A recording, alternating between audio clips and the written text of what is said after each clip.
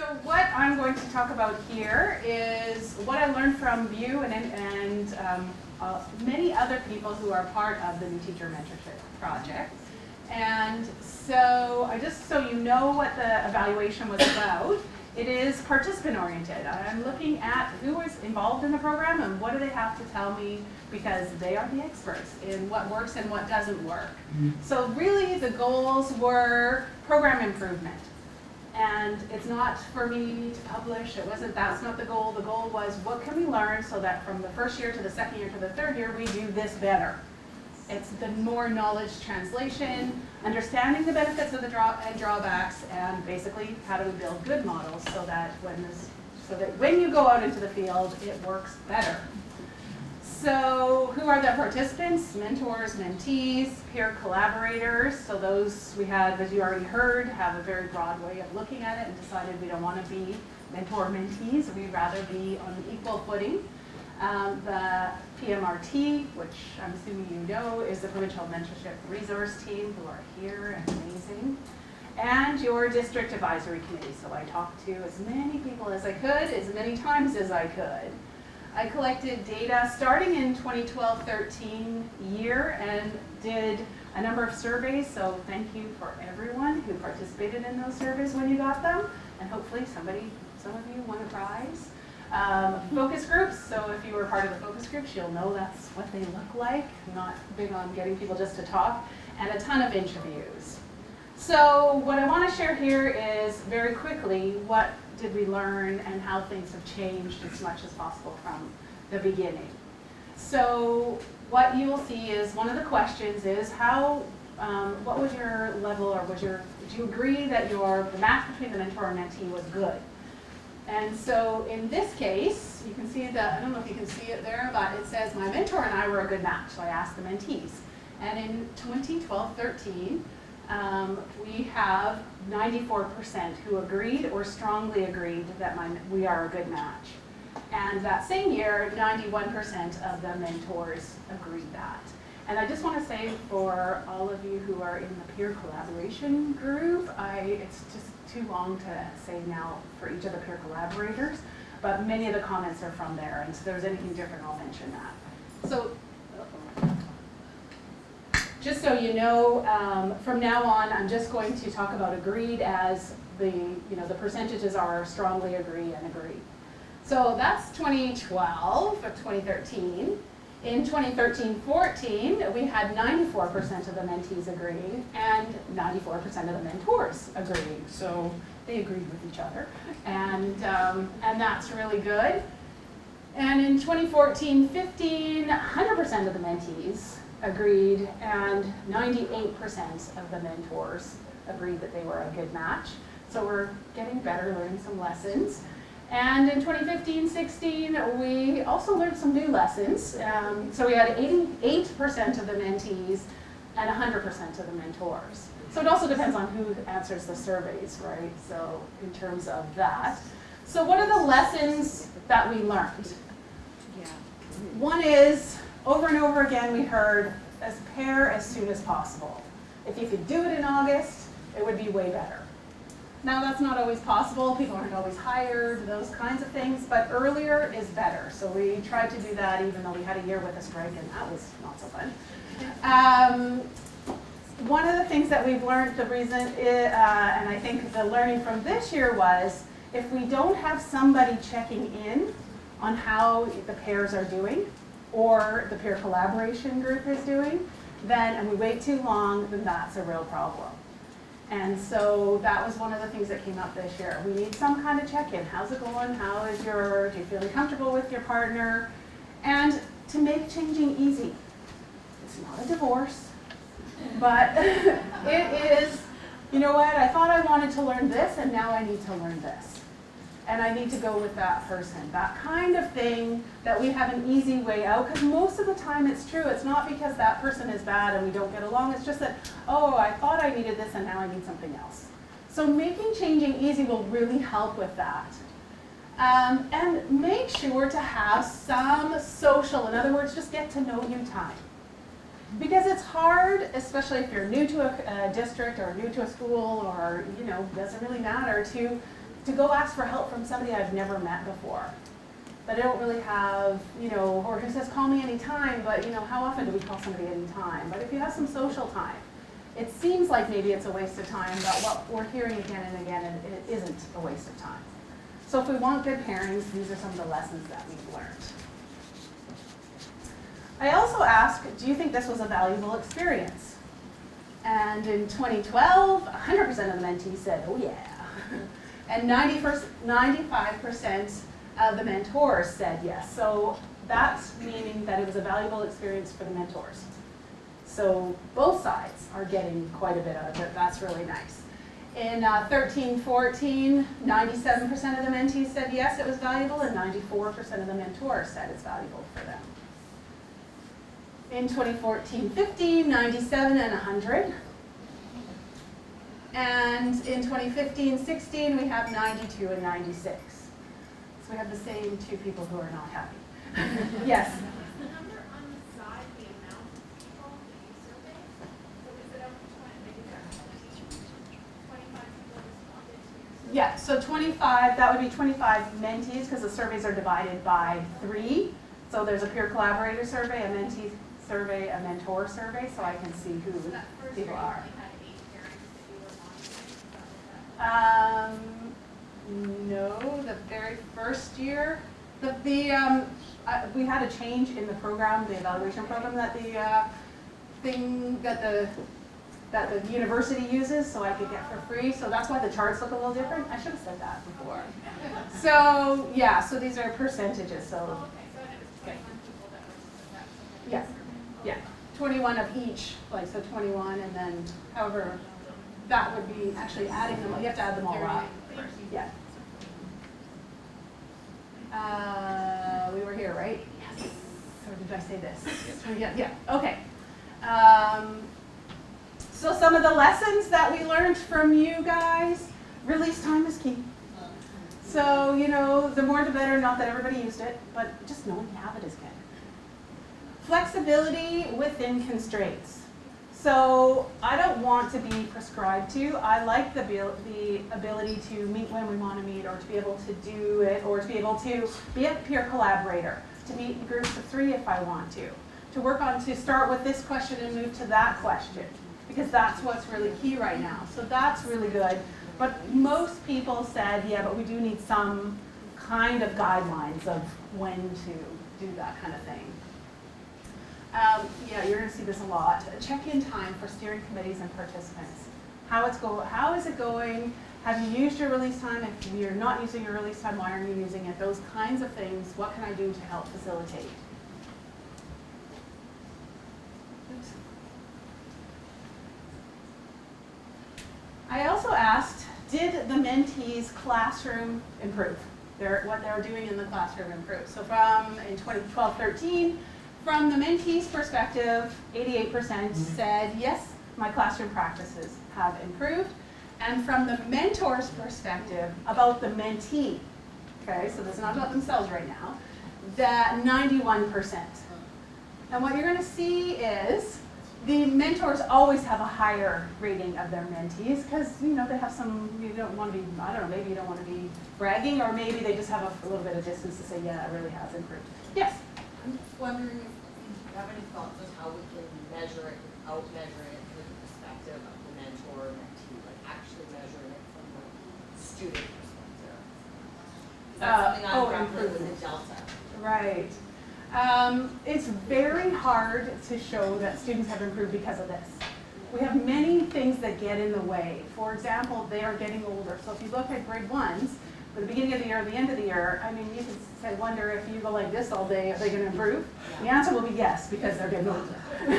And they're growing and they're learning. So it is very hard to do. So really it's just a reflection of, what do I think? Does it make a difference? Do we know from research that teachers who feel more confident teach better, and that reflects on how students are? Then the answer is yes. So those kinds of things. So that's what we try and get around it. But can we prove it? I haven't figured out a way. That's a great question. But I did ask that. Yeah.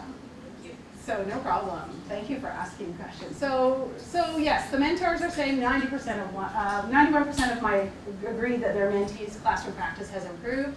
In 2013-14, 90% of the mentees said, yep, I'm doing better, and 97% of the mentors are saying they're doing better.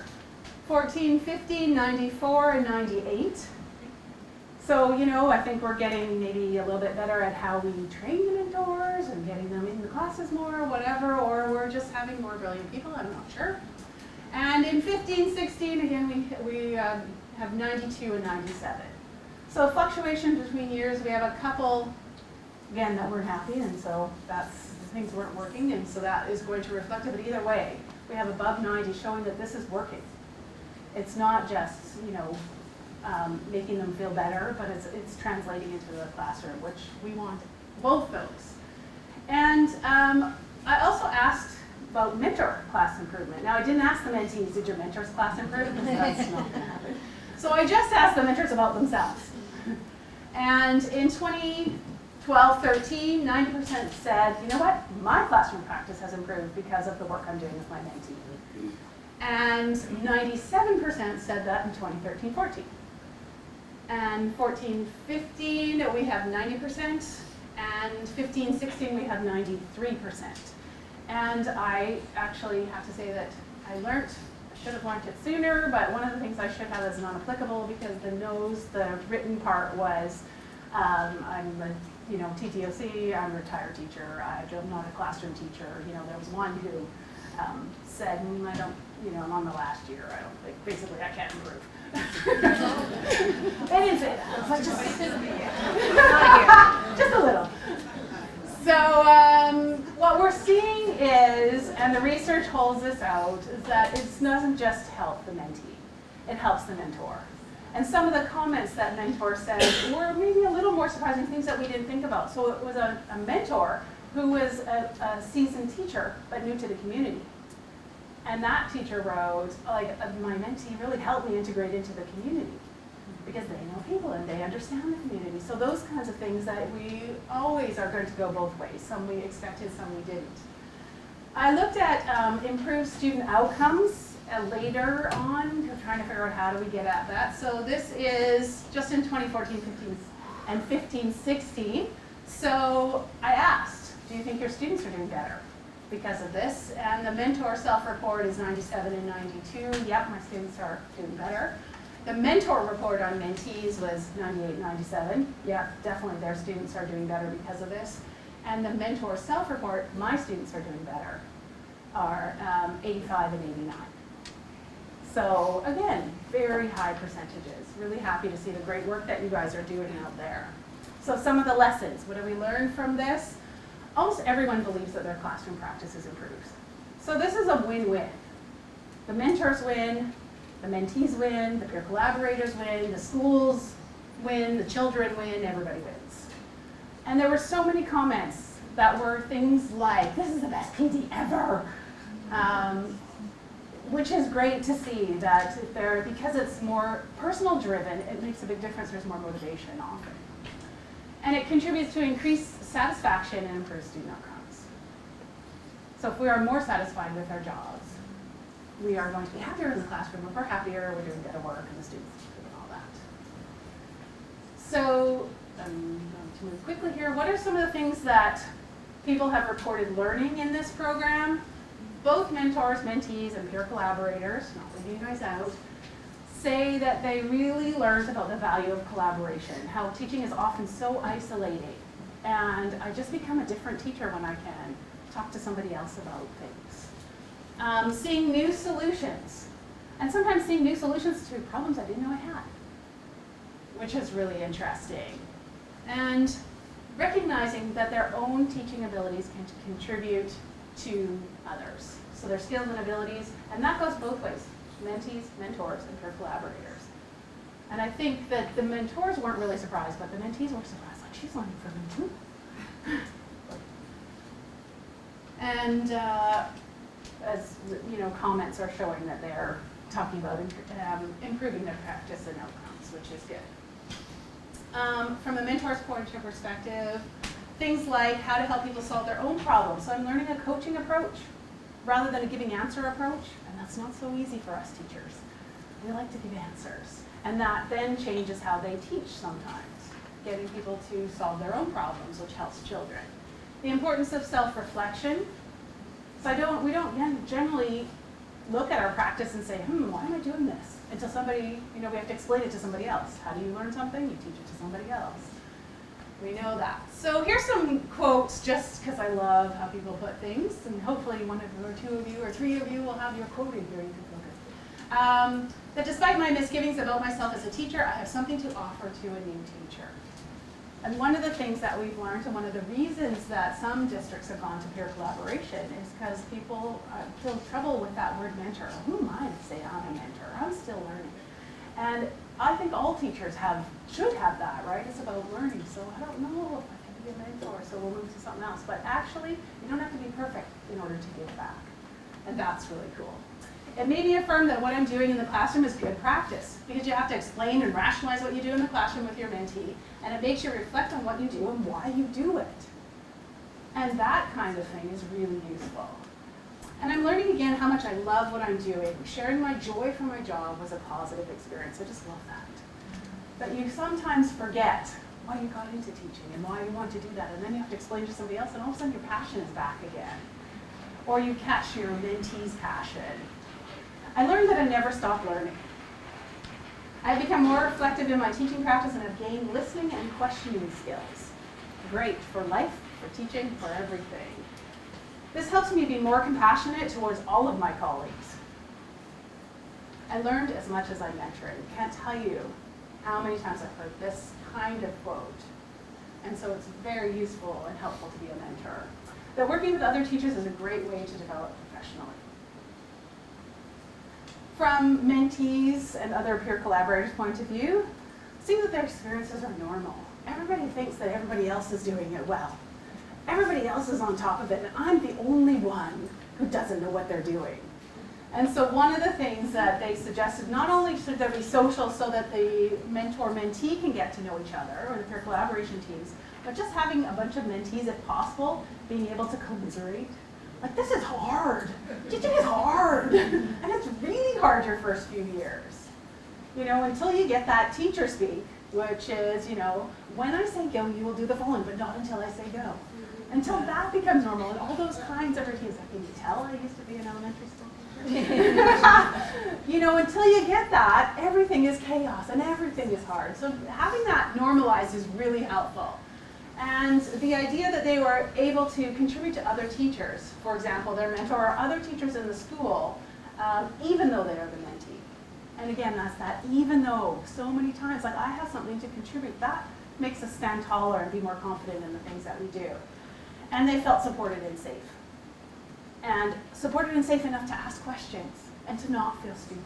And when they did that, we found that especially if it's in the teacher's room or in front of the teachers, another teacher starting asking questions. And they ended up answering the questions, and they had more than one mentor, even though one is only official.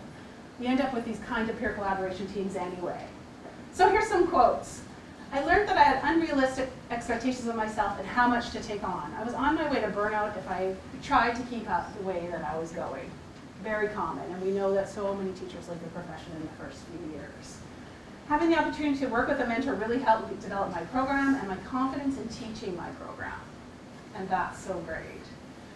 That it's okay for me to ask for help. Again, this was one of the top ones. My mentor taught me the importance of asking questions and talking things out. Better balance and go easier on myself. We are so hard on ourselves. I learned to better communicate my thoughts and better reflect on my practice. So starting that early will make better teachers in the long run.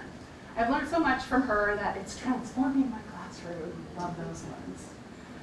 So what are some of the positives? Having professional conversations, reduce isolation, creating a school culture of mentorship, and if you're trying to madly check off this slide, I will give to Devin and you can have access to these. Release time if possible. I know we don't always have that, but at least have some outside meeting time, and flexibility in the design of the project. What are some of the challenges? I'm happy to say that over these years, the challenges have been reduced because we've been able to fix some of them. Some of the challenges are not fixable. The first one is time. as teachers, there's never enough time. We are never going to get over this, right? So time is a challenge. Even with release time, it's hard to plan for, and in some districts, find a TTOC. And you already have enough on your plate, so now I got to go meet and do the work for my thing, and then I have to plan for my TTOC. That's a lot of work, so I don't know how we're going to change that. Taking time away from the classroom. Lots of people don't like to leave their classroom. Some people are like, no. I didn't say that. Time to meet regularly, finding the time to meet. So I want to meet with my mentor, my mentee, my peer collaborators. I don't have that. I don't know when to, we try to set a meeting and we can't get a meeting, that kind of thing. The other thing is planning. Sometimes it's difficult to figure out where to start, and we cannot give you those questions. You just kind of have to figure it out, and it's going to change sometimes. And coming up with the right questions. And I should have actually put right in quotes, but that's really what people are saying. I need the right question, so that kind of pressure on yourself, and it doesn't have to be the right question. And we have a very big office, and some schools are very far apart. So my mentor is way hell and gone somewhere else. That's a 7-hour drive. And that's really hard to get together, or the technology doesn't work, and other kinds of things that make it difficult that we really just can't change until we can get to the thing where we can vaporize ourselves somewhere else. We're going to have that problem. So what are some suggestions that we can use to help build better programs and to move forward? If possible, if you have a mentor, mentee, or peer collaboration team working in the same school, and if not for sure then in the same subject or grade, it's very helpful. The teams that were in the same school tended to be happier, tended to be able to meet more regularly and have better results. It doesn't always work like that. It's not always possible. You might be the only music teacher for miles. So, you have to decide then. But if it's possible, that's one of the things that we can take forward. I already said this, but pair or group as early as possible. Again, not always possible. People don't get hired till later and all that kind of thing. Set aside time for social interaction. Flexibility is important. So changing partners, changing the name and calling it peer collaboration or whatever works for you. Having groups of 3, or we have 2 mentors, one for this and one for that. And the mentees can shift. Release time is important, although not always accessible. So other districts are now moving to, okay, you have to take some of your personal leave time or some PD time or some after school time, that kind of thing. And really important to check in. Somebody needs to check in on the pairs to see how they're doing. Because sometimes people meet at the beginning of the year and never meet again. And it's just not really working. And we need to have some overarching mentorship of the mentors, the mentees, and the peer collaborators. So maybe that's the somebody, the PMRT, the principal, somebody else to do that, or to find things maybe online, because we have a site to help things move along better. How do you do this? What do you do when you run into troubles? Would help. And despite all of these challenges, including, by the way, in that last survey where we had a few people who were not happy with their pairings and basically said no to everything, there was a question that asked, if you could go back in time, would you do this mentorship program again? And everybody said yes. I thought that was really interesting. 100% would do it again, even though everything else they said was bad.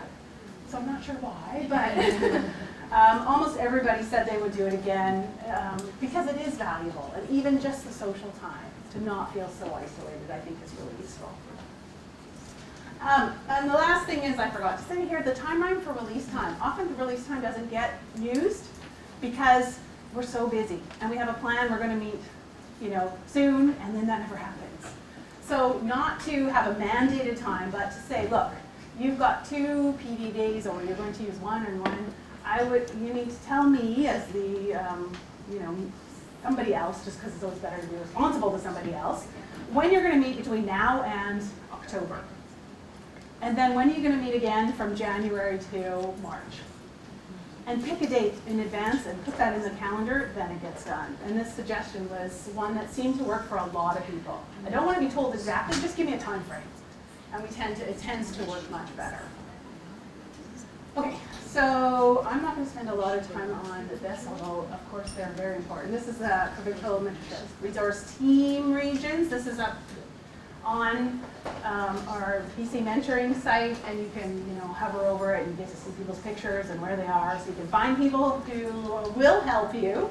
And their goals are up on the site as well, but basically to help around the province with mentoring, with mentorship programs and those kinds of things. I also surveyed, interviewed the PMRT group. One was yesterday, so I don't have the full results, but just so you know, in case you ever get asked to be on a PMRT, so far I've been able to be, I feel that I've been useful as a PMRT member. 100% said they are useful, and that is so true. And again, 100% said that they too are benefiting. So they are the mentors to the mentors and mentees and their collaborators. And again, just like the mentors get benefit from it, so the PMRT get benefit, feel that they are getting benefits from it, and they are moving forward next year, so we're really happy about that. My very last thing, and I'm going to have, actually my very last thing is, second last thing is to say, I went through this really fast. Again, this I will send in so you can have a copy of this. But I want to know if we have any questions before I do the last thing. Yes? I know that release time is a huge cost factor to districts, but I wondered if any research had been done on sick leave time, because as a building principal, the new teachers get, come into the hit of a million germs, but they also get stressed out, and Yeah. we see, then you get sick more often and burnout. I wondered if anyone had looked at, is it worth the 2 days of release time versus 7 days of sick time? Have anyone studied new teachers with mentors versus new teachers without mentors, and looked at that in a means for us to really justify putting the money where it would be of most benefit? That is a really good question, which I don't know the answer to. Does anybody, Allison, do you know that answer? She looks like she doesn't. It's a great question, because certainly district administrators have asked the same thing. Will mentorship reduce the amount of sick time being used? And I know there are some district administrators who are looking into that. So some of the districts that we have worked with directly, the district administrator we've worked with for the last 2 years, they're wanting to go back and look at the use of the sick time and then to see if there's been any effect. So you could come and talk to me about that if you like. We don't have anything officially that's been documented, but your question's right on, Yeah. because that is a question that's being asked, and it might. So if you're thinking about your own programs, that is a question that would be an excellent question to explore. And there are some district administrators who are already looking into that. That's as specific I could be right now. Okay? And you could come and ask me about that if you like. The other question that would be similar is, are teachers staying? Are they staying in districts? Are they staying in the program? And we can't answer that yet. It's too short, although there is some indication. Some of the districts' steering committees are saying it seems like people are leaving less. I have comments like this teacher was offered a position at a different school and she did not want to move. She wanted to stay here because of that's now comfortable and ease, and moving seems easier. It's going to be better over there, but not if you have a good collegial relationship. So we don't know the answer for sure, but it's very similar, and there are indications that this seems to be working. Do you have a question? We do have a qualitative case study come out some of the similar example through the comic form that we produced. Our second comic on the website is called A Letter to the Steering Committee. It's come out from a new teacher who described her experience being on a sick leave for a long time and coming back because the mentoring program actually saved her. And she wrote this letter to the steering committee of her district, and we sort of presented through the comic form. It's the second story on the website. Okay, so we have a couple minutes left, and I want more of your advice and opinions. So I'm going this summer to a conference in Europe. They want to know what we're doing here in BC about mentorship. So I'm going to present to them, and I have some ideas what I've learned from you. But I'd like to, if you don't mind, at your groups, take a few minutes, and on that large chart paper with, I know you all have felt pens, to just write, what do you want people to know about the work that you're doing or that we're doing here in BC? What do you think is important for them to know? And so just a few minutes in your group, scribble some stuff down and I'll come collect that later.